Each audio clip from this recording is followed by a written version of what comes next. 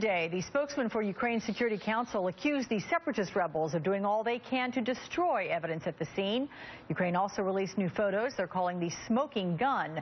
3 Russian SA-11 missile launchers in eastern Ukraine, and 1 launcher is missing one of its missiles. Joining me now is Democratic Congressman Adam Schiff, member of the Intelligence Committee and Appropriations Committee. Welcome, sir. Nice to see you as always. Thank you, Alex. Let's get to the latest on what you're hearing in terms of intelligence about possible Russian military involvement in the launching of the missile and then moving that launcher back across the border into Russia. Well, I think the evidence is really piling up, and Secretary Kerry made public a significant portion of that. That we have seen tanks, we have seen anti-aircraft weapons moved across the border from Russia into Ukraine. There's evidence of those rocket launchers being in the vicinity prior to the downing of that plane. Of course, there are recorded conversations that we still have to verify of people bragging about taking down a plane when they thought it was a Ukrainian military transport. And the evidence, the efforts that we see now on the ground by these separatists to try to obstruct the investigation, keep the OSCE monitors at bay, all of that, as a prosecutor, amounts to pretty solid evidence. I would be very comfortable taking this case to the jury. And what's so striking to me, Alex, is that notwithstanding this abundant evidence of these heavy weapons coming in from Russia, Putin continues to say he's not arming the rebels. I mean, we're back to George Orwell, where up is down and yes is no and black is white. Yeah. Likely repercussions, sir, at this point are stepped-up sanctions on Russia. Are you confident that'll make a difference?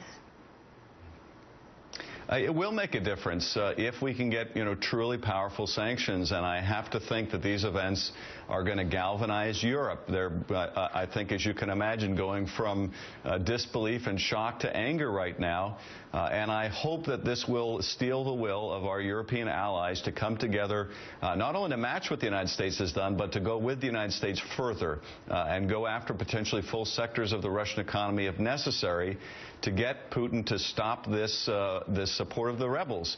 I heard the discussion earlier you had, Alex, about how much control does Putin really have. Well, if Putin decided to stop the shipment of these weapons and logistics and supplies and training, I think the separatists would be stopped at pretty short order.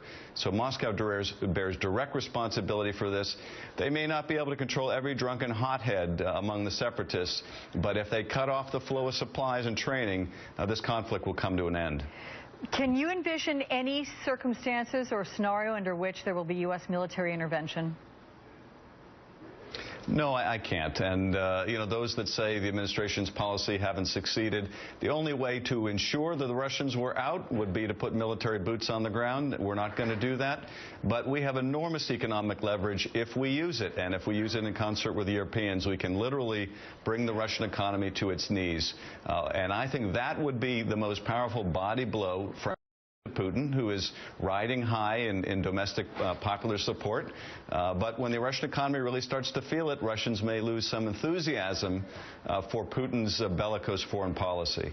I want to ask you also about the crisis in Gaza. As you are well aware, the past 24 hours have been the most violent yet. 13 Israeli troops announced they were killed overnight, 74 Palestinians. But does the U.S. need to put more pressure on Israeli leaders due to the high number of civilian casualties and particularly children? Well, the United States really has Israel's back, and we should. If the United States were facing these kind of attacks on a daily basis, can you imagine if rockets were flying into the United States and hitting some of our cities? There's no way the United States would stand for that, and so I don't think we can have a double standard vis-a-vis Israel. The loss of innocent life, though, is horrendous, and it's painful for all of us. We all hope this conflict will end soon, but at the end of the day, it's going to require Hamas to stop shooting rockets into Israel.